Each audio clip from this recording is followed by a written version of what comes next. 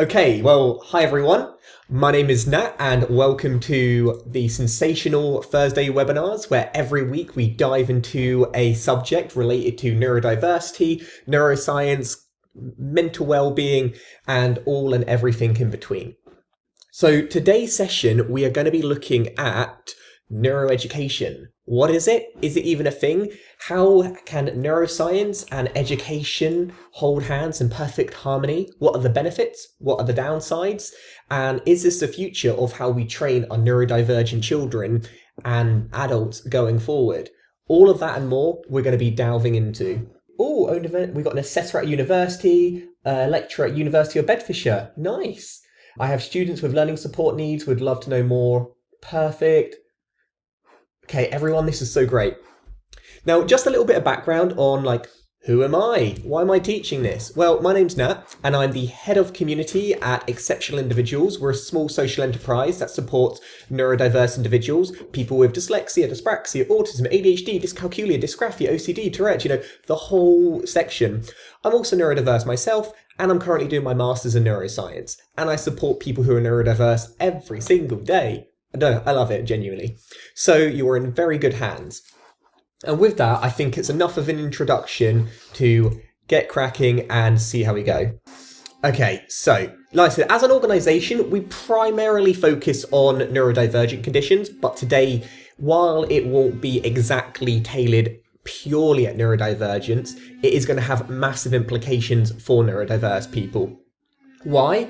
Because the education system is broken and we know it. But what if there was a way of getting tailored support that we knew 100% was going to be relevant?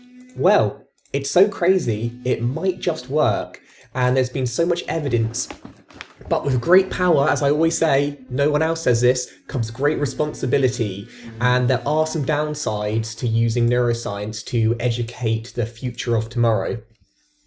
So here's our lovely team. Today we've got myself, we've got April, and we've got Danny. So feel free to ask questions and we'll do our best to answer. Now, the last webinar we did was understanding the brain. This was essentially looking at how do we measure it. We talk about a lot of facts, statistics, who knows what. Are we making it up, or do we have actual tools and processes to get this data? How accurate it is, how reliable it is, and so forth. So enhancing education through neuroscience. Now you might think, well, aren't we already doing this? Well, not really.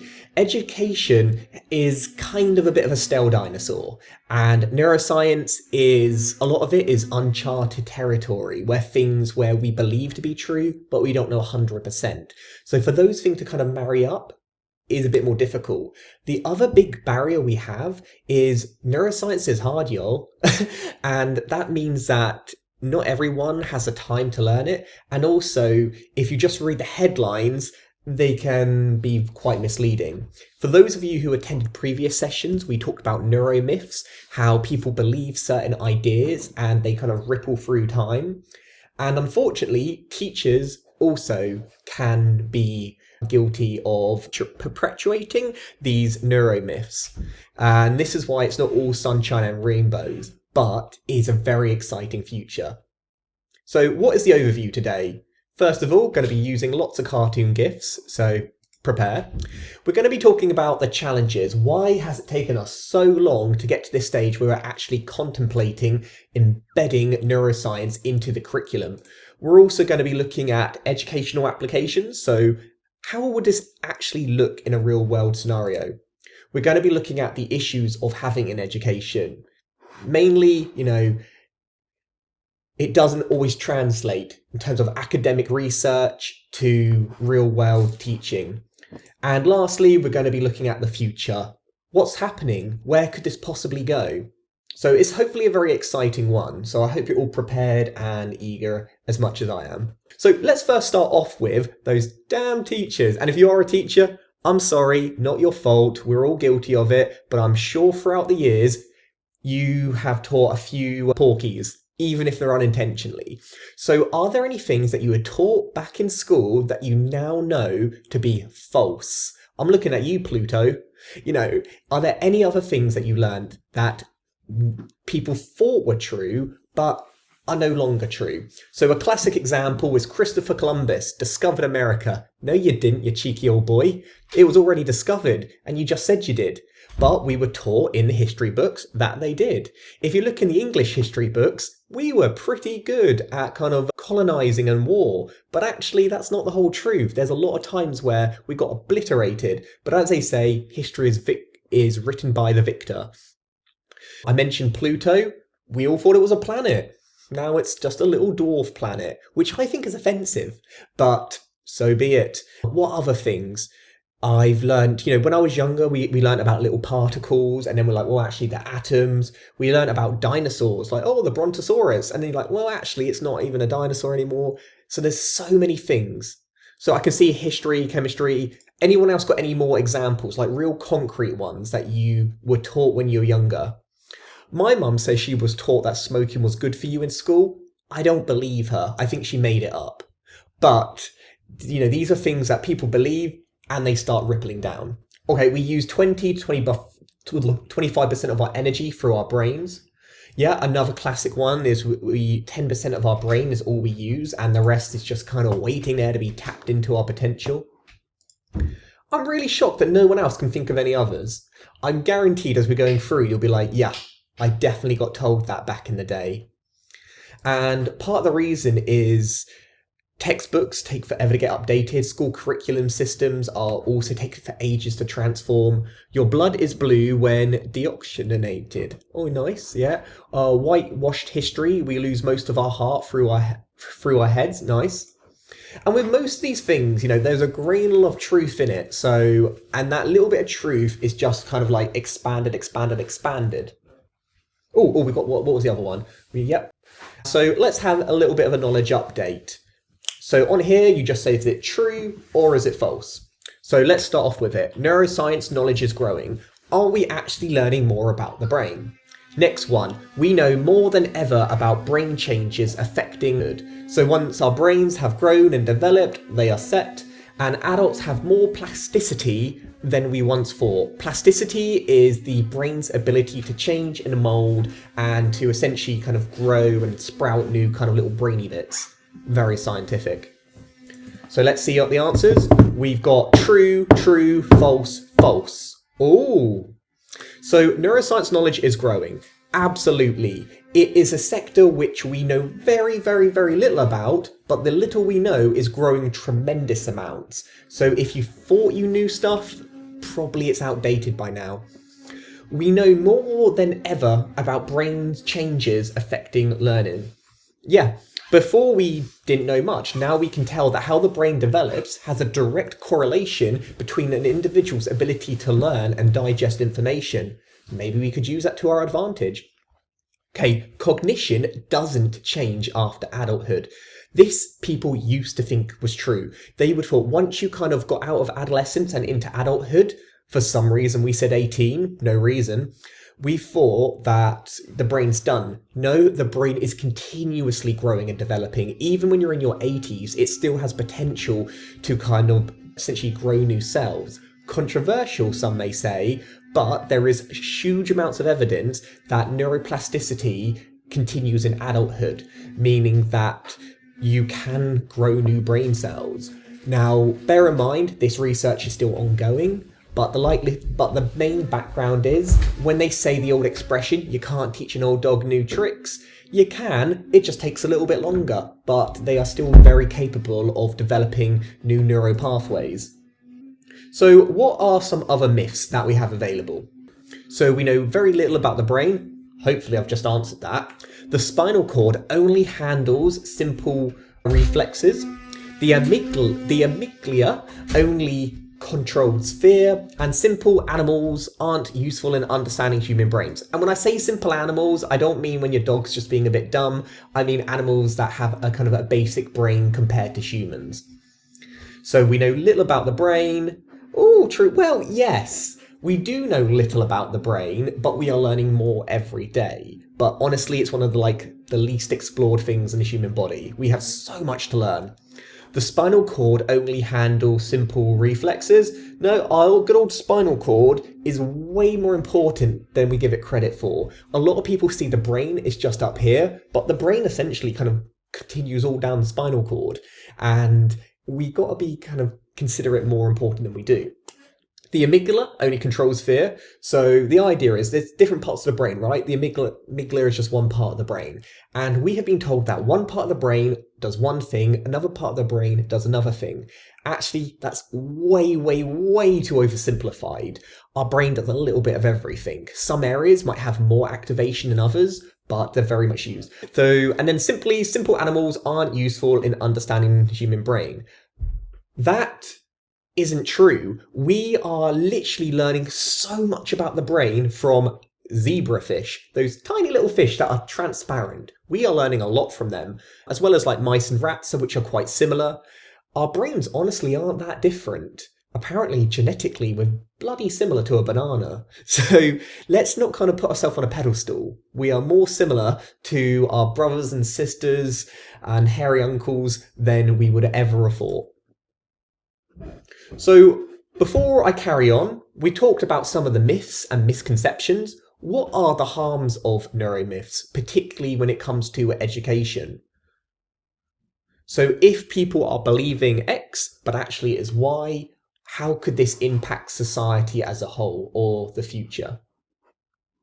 Oh, April says, the school taught facts of energy through the brain.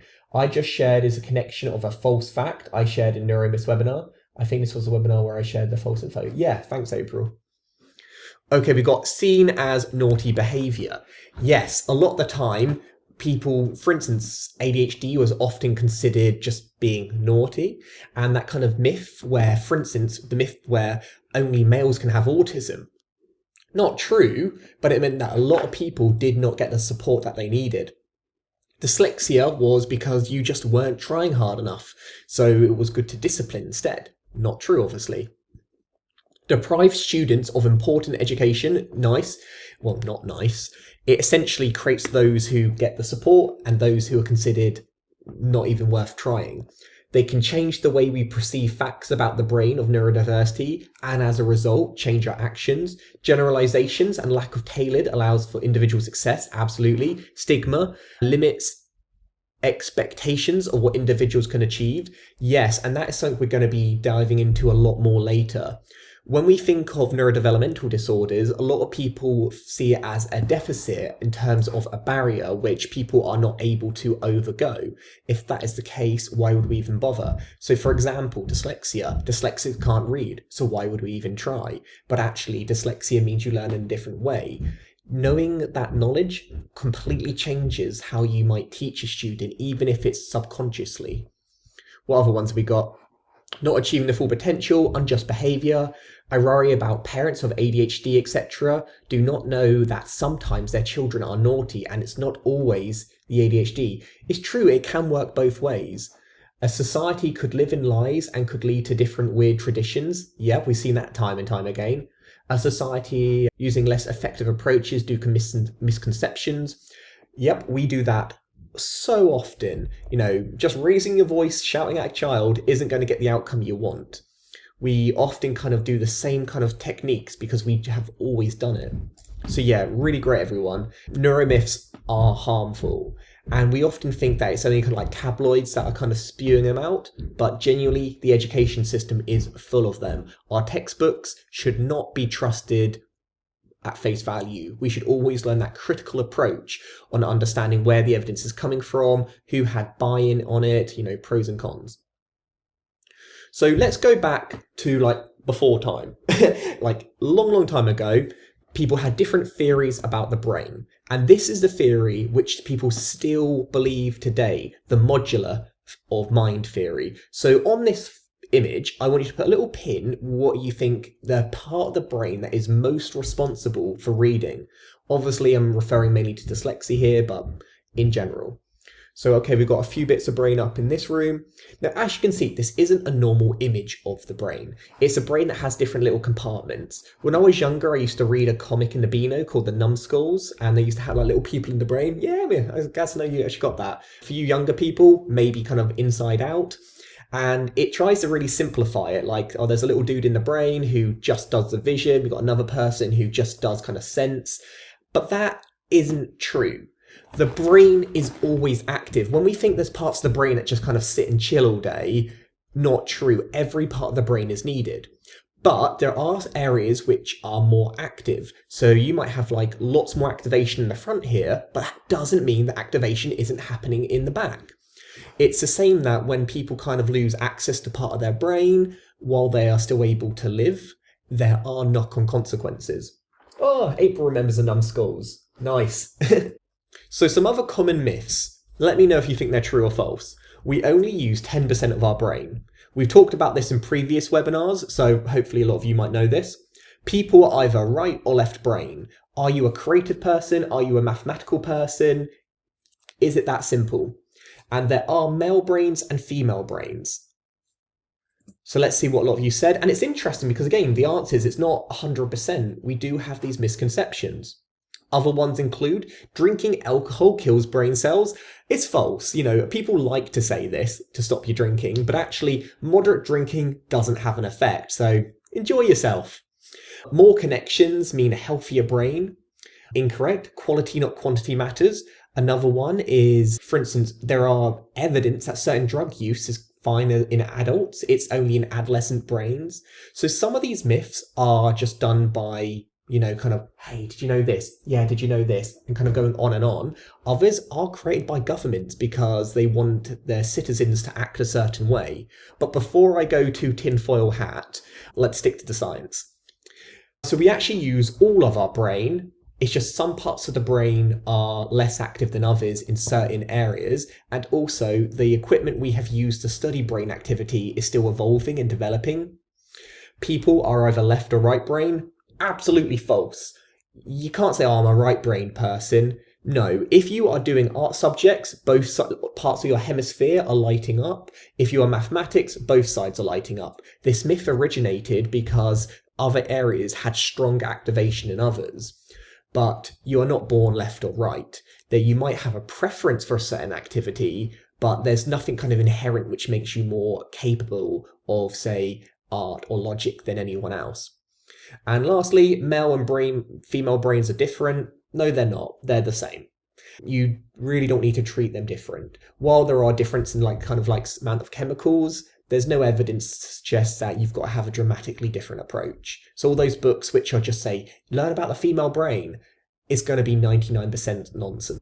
Okay, Bobby says alcohol does have many detrimental effects. No, Bobby, you're absolutely right. It does. But what it is saying, in moderation, it doesn't. It's only when you have it in excess for long periods of time. So yeah, please don't walk away from this saying I can drink all I like. No, it's with most things in life, moderation. April says, in the song Fell in Love with a Girl by White Stripes and Fell in Love with a Boy by Joss Stone, they are mentions of the left brain. Yeah, and again, these things are stuck in our culture. And, you know, if you hear it enough, you believe that it's got to be true. Any amount scientifically proven? Okay, Bobby, fair enough. Well, again, I'm not saying it's healthy, but in terms of long-term effects.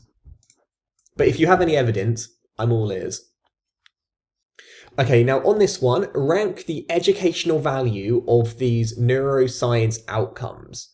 So which ones do you think have the biggest impact on teaching people? So do you think combating neuromyths would have the biggest impact in improving our education system? Do you think in having greater insights into people's growth and change? So being able to monitor how the brains are changing over the years. So rather than just saying their grades on tests, we're seeing how the brain is actually developing. What about helping diagnose problems? So if we know that someone has autism early on, can we help them? Okay, what to say here? Okay, nice, it's all coming in.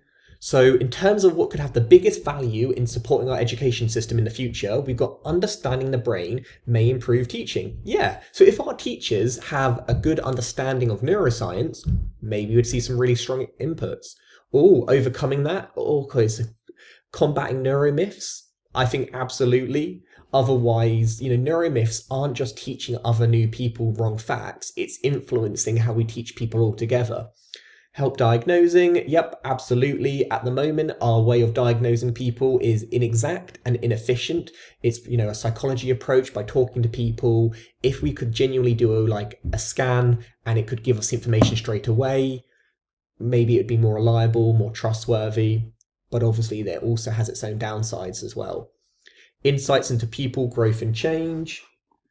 Oh, Kevin says, let's see what he said. I read a study about aphasia, which is a type of sea slug, helped in a study to explore how memory formation works. Also, that it could possibly have more links to PTSD. The sea slug has a reflex where it pulls in its... Do you know what? I'm going to read that later because that's very scientific and I'll get awfully tongue-tied. But I will read it, Kevin, I promise. So we've got lots of things that we can do in order to help us become better at teaching. But why aren't we doing it? Now, one thing that a lot of people think they'll do is a bit of old brain training. Did any of you used to play on your Nintendo DS with that annoying guy who would like scream at you every time you got things wrong? There's loads of apps that are similar. And you might think that, well, surely this is neuroscience. It's pseudoscience. It's kind of things that are disguised to look like science, but actually there's very, very, very little evidence to say it actually works. So for instance, why do these games not count as being examples of supporting education? And why this is important? A lot of teachers believe that these apps really do help. So first of all, when you do these brain training apps, there's limited transfer. So you might think, oh, if I lose this app, I'll be having that transferable skill set that I can apply to other areas. Evidence shows you don't get better at, say, problem solving. You get better at solving that exact problem on that app. So you might become an expert on the brain training game, but it won't mean that you get better in other areas. There's also mixed research. The reports are not consistent at all. There are some that says yay, but a lot that says nay, and you need a bit more consistent research. It's time consuming. People spend a lot of time on these apps, which you think, how is that a problem? That's their choice. Well, it means that they're not spending time on things that can actually make a difference. So they might be like, I'll do my maths homework later. I'm going to play on my Switch, but actually not helping. And lastly, exaggerated claims. So they might say massive things like, we'll improve your brain in only 3 days, or, your brain age is now only 27. Made up, not based on facts. Okay, we got Bobby says, games on your phone do not help. Not really. Oh, says, surely brain training, Sudoku, crossword, Scrabbles are good for the elderly to keep the brain active. Well, while that is true, again, in terms of does it make you better in other areas, the science says no. The science says you might get really good at Sudoku puzzles or really good at crosswords, but it might not translate to other areas of your life. I don't think you should take your Sudoku puzzle away from your grandma, but it's not going to have the impact that we like to think. Any amount... Okay, don't worry, we've got an angry mob in the chat. I'll just let it pass. So, question back to all you lovely people. What are the pros and cons of teachers knowing about the adolescent brain? So if teachers actually know neuroscience, if teachers understand how the brain develops and how it grows, how do you reckon this could be useful to how they implement into their lessons? I'm only playing with all you. Okay, we've got, I think it's because became any repetition as well. The more you play something, the more you improve your skills in it. Yep. So anyone else, what are the pros and cons of teachers knowing about the adolescent brain? And remind, anything that we say teachers now need to learn, that their time is already squished already. So we've got to be very sure that this is the right direction to go in. We've got adjustments to meet different learning needs. Absolutely. For instance, if you understand how the neurodivergent brain grows in comparison to a neurotypical brain, it will probably definitely impact the way that you teach someone. Able to tailor your lessons to make everything accessible? Absolutely. Better support for students, better tailoring of learning resources? Pros. They know how to get about the lesson. Cons. Teachers might think that every student is on the level, making it harder for slow learners. Oh, good one. Because there are downsides to teachers knowing too much about the brain. One, they are never going to be absolute experts in it. So there's a lot of room for new neuromyths to evolve. And also, if the science is saying this person is really going to struggle doing something, does that mean that teacher is then going to give up on that student and focus on the ones where the science says actually this one would actually help? Okay, we'll say teachers or students a better understanding of how the brain affected by hormone changes. Yep. Teachers can learn how adolescents change physically and emotionally by knowing their brains. Pro. Helping neurodivergent students feel comfortable with neurotypical students as well, helping them assimilate with one another. And that is another really good point. As a neurodivergent student, I always felt dumb and stupid because I wasn't able to learn. Had I had the knowledge that my brain learns different, but the education system is tailored towards a more traditional brain type, then maybe it would have had a different impact on my confidence. Cons: more consistent pressure from further differentiations. Brilliant. Oh, Ross says, I help tailor and modify teaching techniques and material presentations. Brilliant, Ross. I'd love to know how you do it and kind of your thoughts and opinions on all this. So the pros of better understanding the developing mind is as followed. Adolescent brains develop enhancing abstract thinking. So we know that young brains are particularly very good at thinking outside of the box. And the more we learn about it, the more that we can use that knowledge to help the adult brain be more innovative and creative. So young brains, don't always see them as a work in progress. In many areas, they are at the absolute prime in certain kind of processes. Teachers better benefit from understanding their kids' neurological changes. It helps you understand what's okay and what's not okay. Now, obviously, okay and not okay is kind of individual, but for instance, you could see if someone's brain is not developing at the rate you would expect, or if actually it kind of lines up with kind of other studies. MRI scans can accurately predict behavior. Now, this is actually true. The scans, while you do need an expert in order to interpret the data, they have shown to be very accurate in being able to say how someone will change. And obviously that is only going to improve. Brain measurements can show hidden problems. So while teachers are able to spot if a student is behaving good or bad, or if they're learning fast or slow, there's many areas which they're just not able to kind of predict. But if we have like photographs or scans, we can actually spot things before they develop or before they become a problem. So yeah, really interesting. Now let's look at a particular study of how this has helped. So let's look at dyslexia. So how could using neuroscience fMRI scans help dyslexic students? As saying, I'm dyslexic, this would have been really helpful. So MRI can show brain activity linked to specific tasks like reading. So when you are reading, there are parts of the brain that are activating. But remember, that doesn't mean that in this part of the brain, it doesn't mean that the rest of the brain is just sleeping, doing nothing. It's just this is where the majority of the activation is.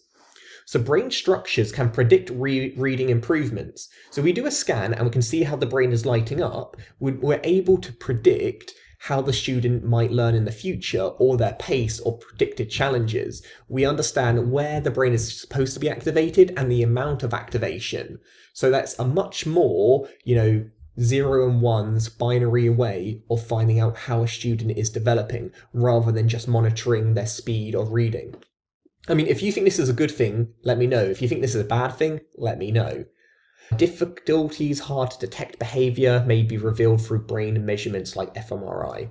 So while some people have a very nuanced way of kind of expressing challenges, let's take for an example, if a student at school is struggling, they may misbehave, and if they misbehave, they may get more attention and may get the support they need. But if a student is becoming more introverted and quiet, and a teacher isn't picking up on that, they may still benefit from additional support, but these scans will reveal the same processing of struggling to read, regardless of how it shows itself physically. So this would be a great way to stop bias. It wouldn't matter if you were male, female, black, white, any religion, anything. The scans would show the answers, and it would hopefully take away that bias. Ross says, are fMRIs available in the UK? Yes, they are, but we are going to get to it in a moment, why we aren't using them all the time. Spoiler, money. They are expensive, really expensive, and we are not at a place where we can use them all the time. Also, radiation, but don't worry too much about that. It's a small amount. Oh, Alice says, I like my dyslexic brain scanned. I think it's a positive. I honestly would. Knowledge is power. The more I know about my brain, the more I'm able to understand it. So yeah, I'm with you on that. What do you think is the biggest con, though, of using MRI to understand student brains? So MRI, if no one's ever done it before, you go in this big thing, it's really kind of narrow, right? It's like really claustrophobic, and it goes woo, woo, woo, and they're really loud, and you have headphones on, so they can be a bit scary for those who do not like those spaces. To add insult to injury, if you have autism, typically you might be more sensitive to certain environmental factors, so FRMI can be really distressing. So again, not perfect and not that accessible for everyone. Oh, Maddie says, working memory is the cognitive skill that is the weakest when dyslexic and dyscalculic. Yeah? Oh, we don't have them as yet, only for research. Yeah, Ross, very true. We're not in a position of using them in the education system yet. This is more talking about how it could be used. So let's have a look. Biggest con of using MRI? Boo! Schools can't afford it. Nice, budget cuts. Woo! Yeah, it's tough out there. And this is going to be a big one. These machines cost a lot of money. There's a lot of countries that don't even have access to them yet. The waiting list to go to the NHS is so long. And these are for kind of conditions which are like life or death. So using them just to kind of monitor students' progress, we're not there yet. Getting permission is difficult. Try going to a parent who has no understanding of neuroscience and say, yeah, we want your son to go on a scanner and have their brain kind of done with bits of, they'll be scared. So that will require more education. May lead to stigma around differences. And you think, how could this be true? Well, let's say you've literally had a brain scan and the brain scan says this individual is going to struggle. There's something different in their brain, which means they are less likely to learn. The terms like dumb and stupid might only be exacerbated because now, rather than just say it's an observation, it's a scientific fact that their brain is different to their peers. So that could be a negative. May cause children to be labelled unteachable. Again, a lot of teachers, are really great and they want to support people. But if you've got cold, hard evidence which says this student isn't going to be able to learn, what do you do then? Are we just creating the problem we already have now, just with more certainty? Oh, let's see what we got. I'd love to know if anyone here is connected to neurodiverse communities online. I'm a caregiver for a neurodivergent adolescent with ASD, and I feel like he needs a community to have open conversations with. Hopefully there is. Do let us know. We do have a nice community on our Facebook group and LinkedIn, which you should check out. So now that we've learned all this information, all this lovely data, does neuroscience knowledge improve teaching? Do you think the things we talked about are a positive or a negative to education? Are we better off keeping things how they are, or should we utilize it? Oh, nice. Okay, a lot of you think, yeah, good stuff.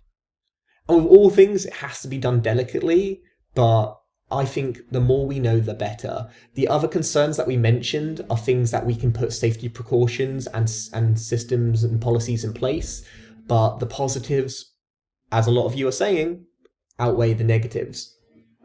Now, let's look at an actual example of a program which tried to implement neuroscience into the education system. So it was called the BrainU Programme, and it was done in 2017, the predominant study. So the program teaches educators about neuroscience and improving teaching practices. So this was about upscaling teachers. They were learning more about how the brain helps replace myths. So the idea is the more they know about the brain, the less their myths that they already had will continue. Understanding can help teachers better set expectations. And for instance, knowing how hard to push a student, what they're capable of. It's not clear if knowing more about the brain makes teachers better at their jobs. And this is something which, though the study wasn't massive, and we've always got to take that with a pinch of salt, there wasn't much benefit that they were better at their job. But I'm sure you can appreciate that's a really hard thing to quantify. It's unlikely that schools will have tools to diagnose brain functions. So at the moment, there just isn't enough evidence to merit this being a thing for the future. Would it be helpful? Yes. But did the study show a massive difference? No. So we're not there yet. And see if this works. This is an example of how the teachers are doing it. It's a really interesting program. So it was just an experiment, but you can see the teachers kind of like learning how the brain works using just kind of like DIY stuff. So it's very hands-on, very tactile. And personally, I don't think it's a bad use of a teacher's time at all, just learning a little bit more about how the brain works. But again, probably the study wasn't long enough, and we need to be on a wider scale to see if it would be useful. Also, it was done on a very kind of cheap, accessible way. So for instance, they're not using MRI machines, they're using kind of like paper tubes, but you got to use what you got. Oh, Bobby thinks the school syllabus is messed up. It needs a lot of polishing. All right, so we still lack a name for this field. Any suggestions? And I know what, honestly, we haven't settled on a name. But interestingly, we still don't even know what learning is. Like, people can't even agree what the word learning really means. So we are way off from kind of confining this kind of new domain. Is educational neuroscience the name to go? Is neuroeducation the name to choose? Or what about mind, brain, and education? So again, this name is still in flux. It shows you how near we are for it to be implemented in day-to-day life. Okay, a lot of you says that, yeah, I like neuroeducation as well. It's a bit more kind of catchy, but maybe educational neuroscience, they're all good, to be honest. Now, the next big question with neuroeducation is, who's going to teach it? Like, are we going to get teachers teaching neuroscience? Is it going to be psychologists that are doing it, or neuroscientists? Now, you might think this is a really simple question to answer. It's actually really not, because educate teachers, they are trained at teaching. They know how to teach things. But on the other hand, they don't know the scientific side of it inside and out. They have to simplify things in order to get the message across. Where neuroscientists, on the other hand, they are the people creating the research. They know it better than anyone. But it doesn't mean that they're good at teaching students or teaching teachers. And psychologists as well, they're experts in some areas but not others. So you can see how you kind of need a mixture of these experts. Just knowing the subject isn't enough. Just being able to teach a subject isn't enough. You've got to be able to critically analyse it and be weighing up the pros and cons and knowing what information is important for, say, students to learn and what information isn't important for students to learn. Because ultimately, some things have to get missed out. You wouldn't go to a primary school and teach them about an academic paper because they just aren't going to understand it. Okay, let's see what we've got here. Oh, Alice says, I can't answer them. All three, please. Yeah, of course you want all of them in there, working together in tandem. Have to be a joint effort, otherwise it's always going to be components. Absolutely, co-production, always. Oh, brilliant, everyone. I'm loving the discussion. Yeah, honestly, we kind of need everyone to be players in this. Otherwise, information is going to get missed or going to go over people's heads. So there's this really good book that I recommend called Mind, Brain and Education by David. He's really pushing for that title. I don't think it's going to fit, to be honest. But I want to know, what statement do you agree with from this book? So I'll read them out and you just basically say which ones you agree with most. So we've got increases in teachers' understanding of neuroscience can lead to better teaching. True? I mean, do you agree with that or not? Basic research can find its way into the classroom through influences on policies. So do we need to go higher up to make sure that this research is actually in the syllabus? There is a need for research schools where practices and science jointly shape research. So at the moment, research is done kind of siloed. Should we bring the teachers in order to help inform the research. So rather than just going one direction, we're going both directions in how this information is formed. And the last one, which we're getting everyone's selecting, is there is a need for educational technologists, people who translate research into practice. So we've got dedicated individuals whose job it is to take brand new cutting edge research and convert it to an educational format. I think that's a great idea because we don't want to put any more pressure on teachers. They've got enough to deal with. So having someone whose job it is to ask these difficult questions. At the moment, it's kind of like you don't have much time. If a book says a fact, a teacher has to believe it and roll with it because time. But if there is someone else who's able to do that, maybe that could be really good. Oh, got some nice discussions going on. Surely brain Sudoku. Oh, absolutely. Oh, back on the Sudoku puzzle. Well, okay, I really want to say that, again, I'm not saying doing Sudoku is bad for you. I'm just saying it does make you good at Sudoku, and in terms of the impacts. But anyway, we can go into that later if you have any questions. And if you have any contradictory studies, that's what science is all about, so please do let me know. Oh, Charlotte says, could educational psychologists bridge the gap between science and education? Yeah, and they definitely could. With all things, though, nothing's 100% the perfect solution. And the other thing we've got to think about is resourcing. So not only are we going to need huge amounts of money for this education, we're also going to need more trained individuals. And at the moment, this is a little bit kind of a pie in the sky, utopian kind of way of learning. Doesn't mean we shouldn't aim for it, but as you can see, there are a lot of barriers in order to get to that space. Okay, we'll read that one out. Professionals often do not agree what is best. What research would you follow? So we've talked about this, how no one knows what they're on about. And I can see some of you are saying like educational psychologists, they think they know everything. Some of it's too clinical. Would you prefer to follow neuroscience research or educational research? Now, these are two different things, okay? So neuroscience research is pure science in terms of how the brain works. Educational research is showing how individuals learn and how best to digest the information. You see how they kind of like both needed?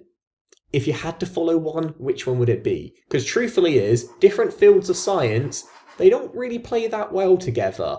That people like to sit on their own tables. No one likes to integrate, have a sandwich with each other. I don't know why, but honestly, it's probably what we want to happen. What is the biggest roadblock for neuroeducation? So we talk about, most of us agree, neuroeducation is a good thing and it's definitely something we should aim for. Then why isn't it happening? What's stopping us? Is it a need to overcome disciplinary issues, so essentially different sectors? Need to refine the tools used? Or does training in neuroscience understanding really have an effect on the classroom? So these are the biggest issues. First of all, does it even make an impact? We looked about that program earlier and it had no real benefit. If we do all this effort, is it actually going to help? Next one, do the tools we have, are they even created for this purpose? No. So fMRI is mainly used to kind of discover things that are wrong in the brain, like kind of lumps, bumps, things that shouldn't be there. It hasn't really been used for educational purposes, so we do need to get better at that.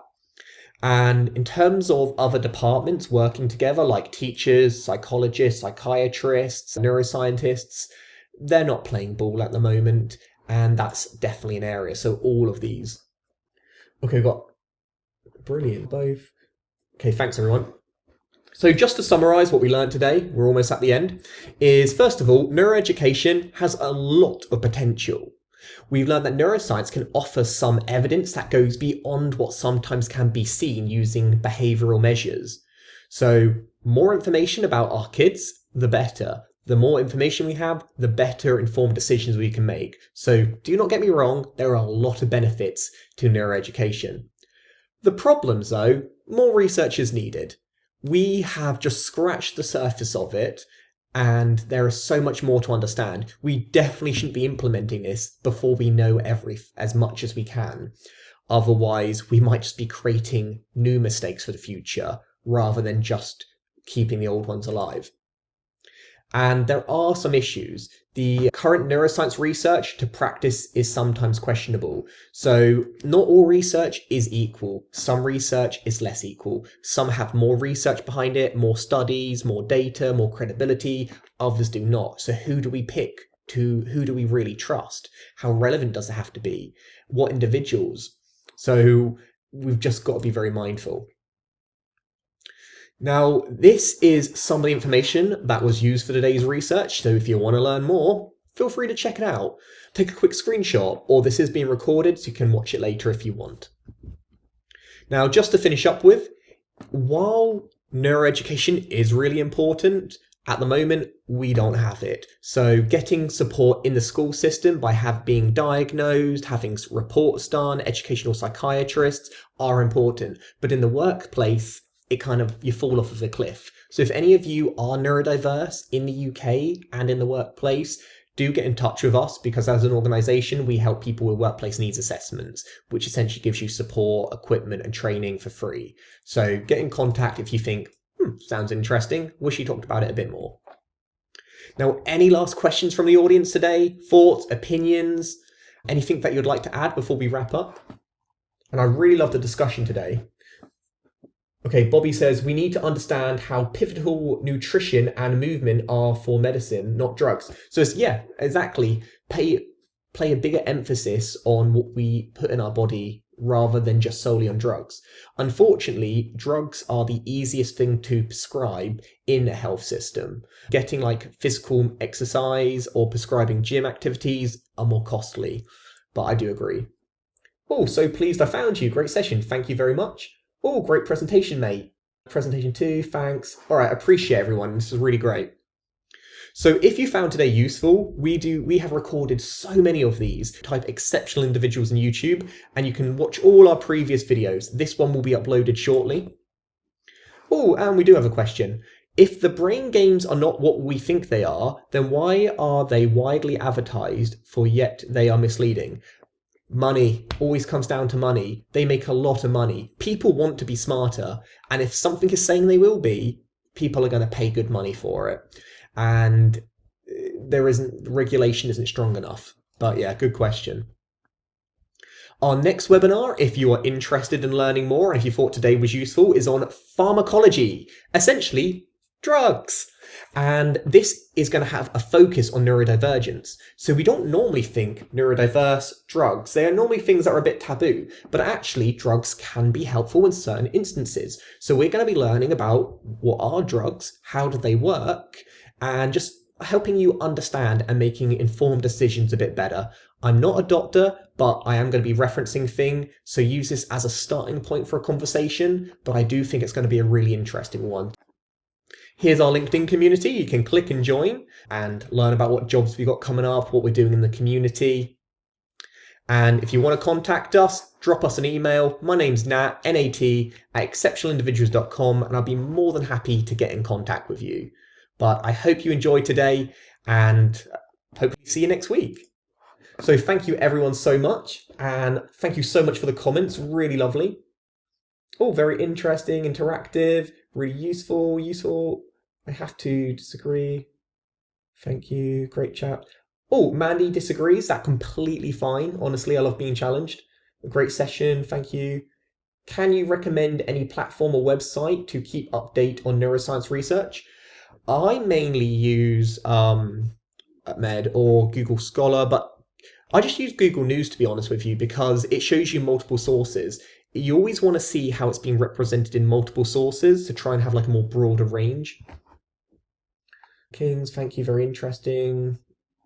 Okay, brilliant. Well, thank you everyone so much. It's been absolutely fantastic as always, and have a great rest of your Thursday. Catch you all soon and see you soon. Oh, thanks Kevin, appreciate it.